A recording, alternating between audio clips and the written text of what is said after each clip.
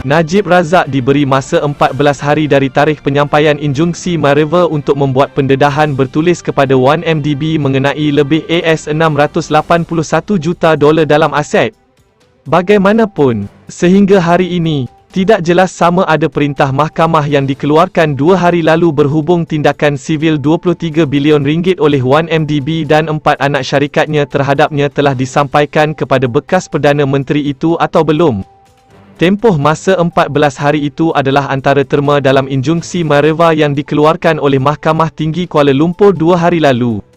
Bagi mengekalkan status quo antara pihak dalam tindakan undang-undang, sementara menunggu tindakan sivil itu diselesaikan. VH sebelum ini melaporkan bahawa kesan daripada perintah itu ialah Najib yang juga pernah menjadi pengerusi Lembaga Penasihat 1MDB diarahkan untuk tidak melupuskan mana-mana bahagian aset $681 juta sama ada di Malaysia atau di luar negara. Kesan lain daripada perintah itu ialah bekas Menteri Kewangan itu hanya dibenarkan mengeluarkan sehingga RM100,000 sebulan daripada akaun banknya untuk menampung perbelanjaan atau perbelanjaan sara hidupnya.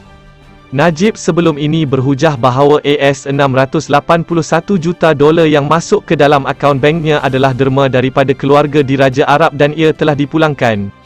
Injunksi MyRiver yang dikeluarkan adalah berhubung satu daripada 22 saman sivil yang dilancarkan 1MDB dan bekas anak syarikatnya SRC International tahun lepas.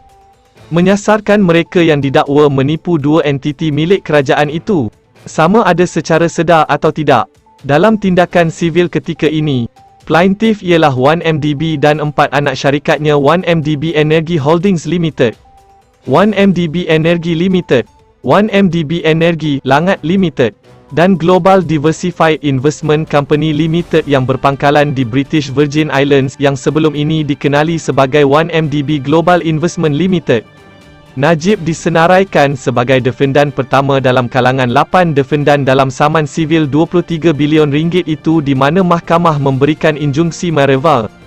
Menurut salinan perintah injunksi MyRiver, Najib dikehendaki mengesahkan dalam afidavit kepada 1MDB dan 4 anak syarikatnya nilai, lokasi dan butiran aset, bahawa defendan pertama, Najib, mestilah membuat pendedahan secara bertulis kepada plaintiff pertama dan plaintiff kelima berkenaan dengan aset-asetnya sehingga pada nilai $681 juta, sama ada di dalam atau di luar Malaysia, sama ada di bawah namanya sendiri atau tidak, dan sama ada milikan secara tunggal atau secara bersama dengan defendan-defendan yang lain atau sebaliknya, dan di bawah penerima-penerima namaan nominis yang memegang bagi pihaknya.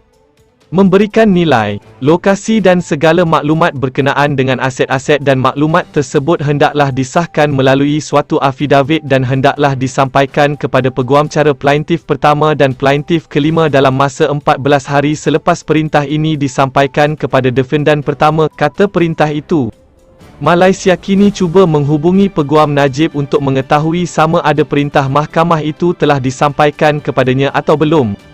Mahkamah telah menetapkan 21 Februari untuk mendengar hujah Najib jika dia cuba mengetepikan injunksi MyRiver. Pada Julai 2020, Najib dijatuhi hukuman penjara 12 tahun dan denda RM210 juta bagi pertuduhan rasuah berkaitan RM42 juta yang diterimanya daripada SRC International.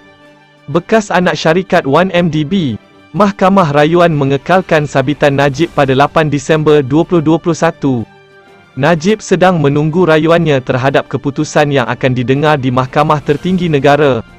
Mahkamah Persekutuan. Terima kasih kerana menonton, subscribe dan jumpa di isu seterusnya.